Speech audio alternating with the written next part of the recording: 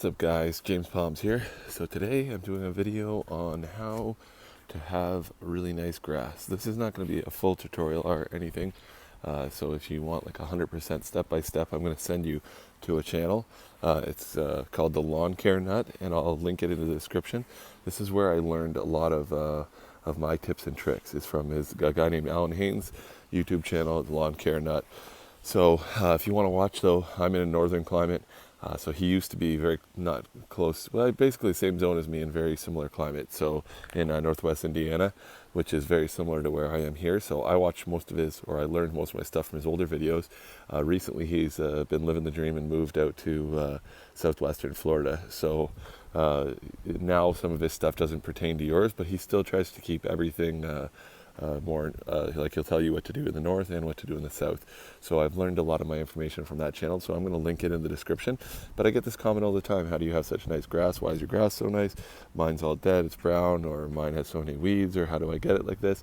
So I'll go over a few tips and tricks, but mostly I'm just making this video to tell you to go check out his channel, because if you want to learn a lot, just start watching his video playlist and you're going to learn a lot.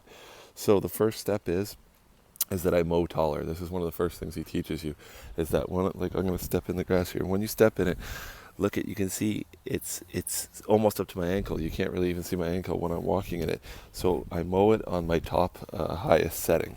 So that's the first step, and mow it as often as you can. I don't mow it crazy often, but mowing taller lets the blades of grass get longer, so the plant has more light to photosynthesis.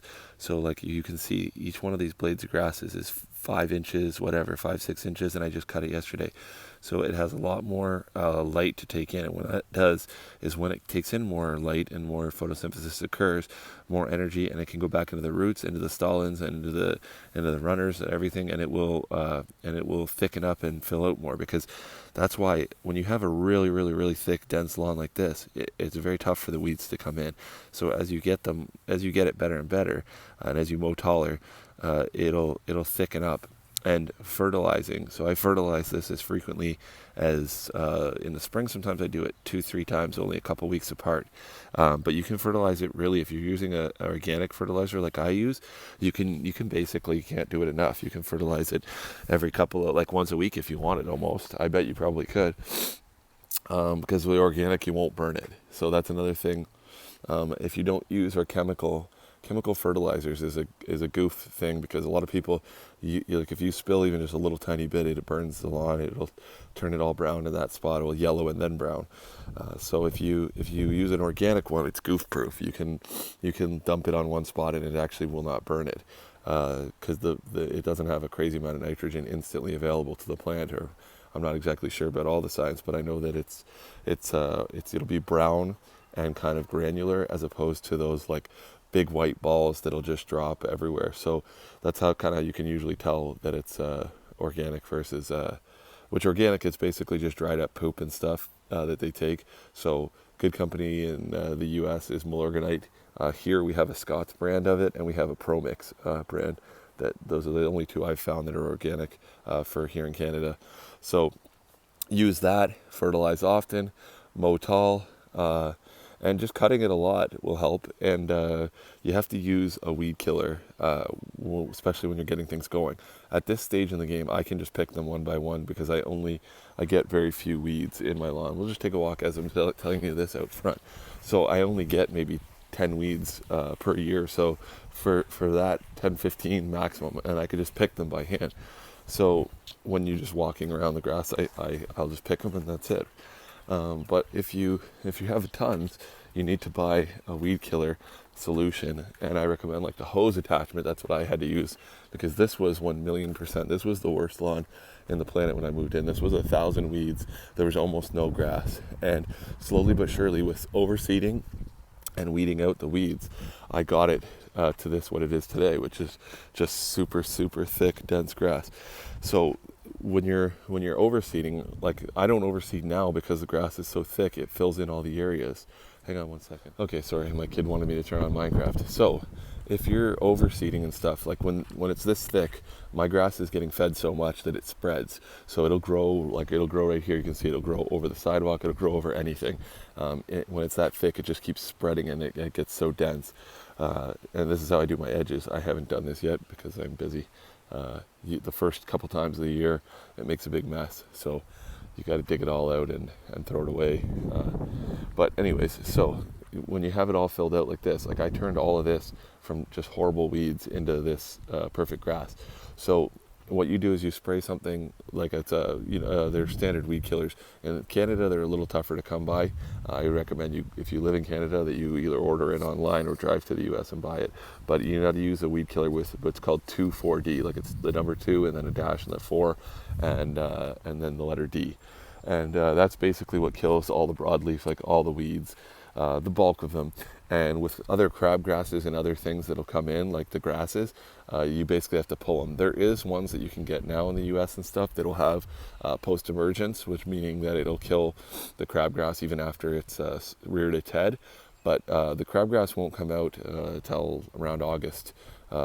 Late July, early August. But anyways, once you start seeing it, if you notice it and you can kind of like put your finger around it so you get a hold of it and you can yank it out or just dig it out, and your other grass will fill in or seed afterwards or whatever. But that's basically what I would do to get rid of your weeds, is you have to use a chemical for that.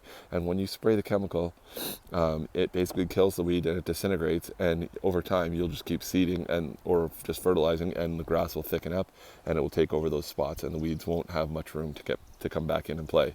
So that's basically what I do. That's just a general overview. Obviously there's a lot more to it than everything. I mean, but all the tips I learned, those are some of my first basic tips, I guess. I'm not for somebody wanting to know how to. And then to make it really nice, there's another thing. I'm going to do a separate video right now. So just to making really nice clean edges like this, that also helps. And even if you have a salad bar lawn, if you mow it, like if you have a salad bar lawn and you just mow it all the time and you keep it short, it looks better than keeping it long and having the weeds and all this stuff. Because if you have a ton of weeds, you won't really notice them so much when you have it nice and short. So just keeping a nice lawn, mowing it is probably one of the biggest things. And then if you're fertilizing, it's going to be green, and watering, and which I do. A lot of people say, oh, the grass is always brown here and stuff like that. You have to water this. I have to water this a lot. If I could take you to the park, maybe I'll see if I can add it into this video. Just 5 minutes, not even 1 minute walk away from here, less than 100 meters, and the grass is all completely brown and dead because they're not watering it at all. Not that my neighbors all water, but they have shade. So I've removed almost all the trees around my area. I have almost no trees, so I have very little. This right now is shade just because it's early morning. I'm getting shade from this tree. But this is basically 100% full day sun. And if I don't water this will be brown. It would already start. It would already have started. Like even across the street here, that's almost full day shade. And you can see that it's already getting very yellow and very, it's dry as hell. It's brown and dry. Even over there, you can see it's a little more yellowy and brown. Now he waters and takes care of his, and that's a lot of shade. But anyways, so watering when it's hot and dry, when you think it needs it, I water frequently. I have to water other flowers and things that need water every day. But those are some quick tips and tricks on what I do to have a nice lawn. And hopefully you can have a nice one too. It's a bit of work once you learn. Once you learn, though, it's just something you've implemented into your system, and you basically just do it going forward. I basically got into it when I first got a house, and I've liked it and I've enjoyed it. It's something that you kind of take pride in, and then when people come by and they say, "Oh, you have really nice grass," you're like, "Thanks," and the kids enjoy it, and I just enjoy walking in it and looking at it. It's not for anything other than that. I know a lot of people would say, "Oh, well, you're spending resources on your grass," but if it's something you enjoy, I recommend you try it out and do it, and don't complain. Unfortunately, I know there's lots of places in the world that have no water. Unfortunately, we do. Unfortunately, we have lots, and it's plentiful and it's cheap. And obviously, if I could get the water to the people that need it, I would. But they live very far away, and you know what I mean. So it's here. If they lived here, they'd probably water their grass too. It's part of the culture that we have here in North America. So, anyways, I just thought I'd give some tips and tricks on what I do. If you have any more questions, write them in the comment, and I'll try to get back to them. And like and subscribe, and make sure you check out this channel that I'm going to link in the description, which is the Lawn Care Nut. It's where I learned a lot of my stuff, and there is many other people that he has in his sort of group of friends that he'll probably send you to, or that you'll notice just from watching his channel if you do watch. So anyways, thanks for watching, guys. Later.